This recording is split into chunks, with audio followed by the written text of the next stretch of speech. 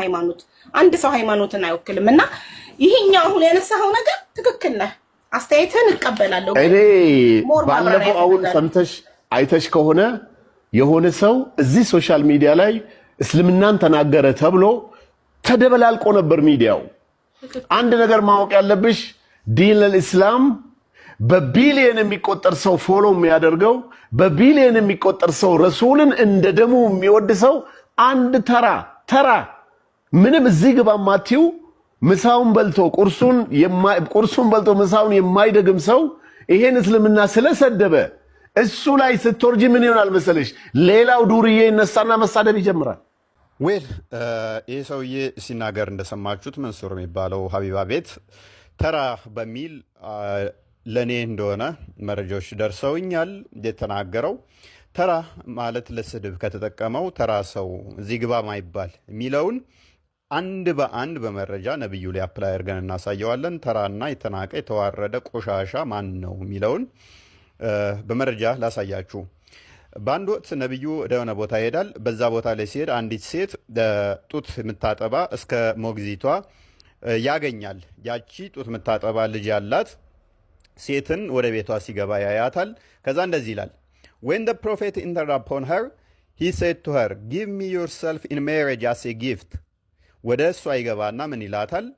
ራስሽን በጋብቻ ለኔ ስጪኝ ይላታል እንግዲህ ልብ በሉ ጡት የምታጠባ ልጅ ያላት ሞግዚት የያዘች ነች የደው ምን ይላታል በጋብቻ ራስሽን ለኔ ስጪኝ ይላታል እንግዲህ ባል ቢኖራት ነው ጡት የምታጠባ ከሆነች she said can a princess give herself in marriage to an ordinary man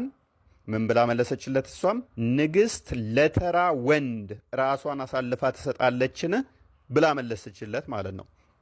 which means አንተ ተራ ወራዳ ስትሆን እኔ ንግስቷን እንዴት ነው አግቢኝ የምትለኝ ብላ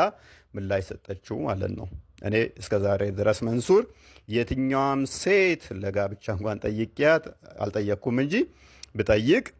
ተራ ወራዳ ስትሆን እንዴት እኔ ንግስቷን ለጋብቻ ትጠይቃለህ ብላ ምንቀኝ ሴት እንዳለለች ተስፋ አደርጋለሁኝ የለችም ትኖራለችም ብዬ አልጠብቅም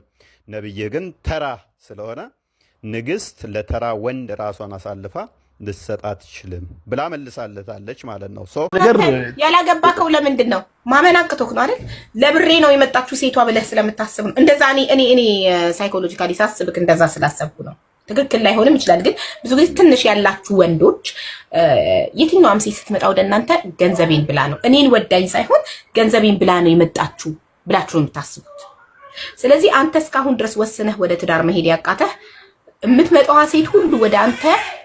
ገንዘብህን ብላ የምትመጣ ስለሚመስልክ አይደል ይሄ ትክክል ነው አዎ ይሄ እንዳለ ሆኖ ግን እዛ ደረጃ ላይ ስጋቴ ነው እሱ ሀቢባ እኔ አሁን እንዳልኩሽ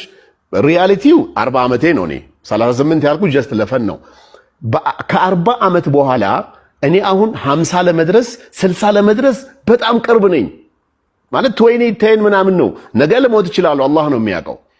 ያኔ ግን ምን ይሆናል መሰለሽ ፋይናንሻሊ በጣም ያደግሽ በሄድሽ ቁጥር ምን ይፈጠርብሻል አሁን ያልሽው ነገር ቶታሊ ይጠፋል በቃ በፍጹም ይሄ ሰው እኔን እየፈለገኝ ያለው እኔን ወዶኝ አይደለም ይሄን ነገር ወዶ ነው ያንን ማሰብ በጀመርኩ ቁጥር ደግሞ ምን ይሆናል ብቸኝነቱን በቃ ምርጫ ታረጊዋለሽ አሁን ያቺ ነገር እንዳታመልጠኝ ነው አሁን ስጋቴ አሁን ባለሁበት 40 ላይ ባለሁበት ሁኔታ ቶሎ የሆነ ነገር እንደው በሩን አሁን የምታንኳኳ ብትልክልኝ ብዬ ነው የምሬን ነው ምልክ አሁን ይሄንን እየፈራክ ሳልሞት ጥሩ ትዳር ኖሬ ጣፋጭ ትዳር ኖሬ ልሙት ብለክ አስበክ የመጣቿን ሴት አስገብተክ ወደ ህይወትክ ያልሆነ ህይወት እንዳትኖር ገባክ እሱም ከባድ ነው አሪት በላከው በትክክለኛው ሰዓት ቀስ ብሎ ደግሞ ወንድ ልጅ ነው ወንድ ልጅ በ80 አመቱም ይወልዳል ስለዚህ ቀስ ብለህ ራሱ በጻፈው ሰዓት በመጣ ሰዓት ይምጣ መሰለ እኛ ይሁን ብለን እኛ አስበን የምናደርገው ነገር ለኛ ትክክለኛው ነገር አይደለም እሱ የሚልከው ነገር ነው ትክክለኛው ነገር ካንተ የሚጠብቀው ዘና ብለህ ፈታ ብለህ ደስተኛው ነው ህይወትን መኖር ነው ራሱ